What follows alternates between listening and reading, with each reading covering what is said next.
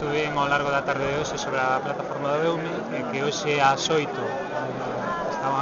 iban a facer unha reunión asamblearia para constituirse como plataforma e empezar a organizarse e canalizar pois toda esta ganas de acción social, esta indignación que nos produce esta situación, lóxicamente, lévanos a querer intentar facer algo, e todo iso hai que canalizalo porque unha acción no monte é algo delicado.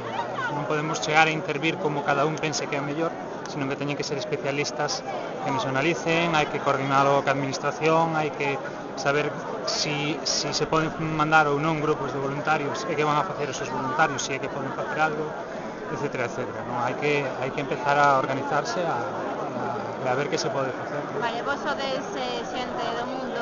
Xente da rúa. Da rúa. Sí. Como que crees que se ten que canalizar toda esta indignación que está comenzando a xurdir? Pois eu creo que debería de canalizarse de forma asamblearia, organizada a través de internet, aproveitando as novas tecnoloxías, lóxicamente, e intentar ver con calma, porque agora non vamos a ir con ali cun caldeiro de auga a pagar nada, hai que facelo con calma, con cabeza, con axuda de técnicos, con axuda de especialistas, e ir vendo que se pode facer ou como, non? Se ao final pois resulta que os especialistas chegan a consenso de que o mellor é ir ali e intervir, de alguna forma, pois intentarase planificar. Se ao final chegan á conclusión de que o mellor é non intervir e deixar a naturaleza repoblarse por sí mesma, pois tamén haberá que ver entonces que se pode facer, non? Crees que se pode aproveitar todo o momento cidadano 15M para estruturar un pouco todo o que pode ser esa nova organización?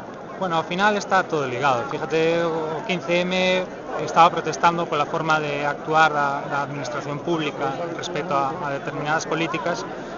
Son determinadas políticas as que levan a desprotección dos montes, a que falten dotacións, a que falten efectivos, e a que un incendio que empeza sendo un pequeno incendio acabe sendo o que foi, non? Ao final, sí, lóxicamente responsabilidade política sempre hai. A cuestión é que tampouco, igual que no 15M, non hai mecanismos que nos permitan pedir responsabilidades ou depurar responsabilidades, non? Esperemos que esta vez, polo menos, pois sirva isto para que non volva a pasar, non? Perdón, tú eras? Ramón. Ramón, da plataforma de... Algún teléfono de contacto?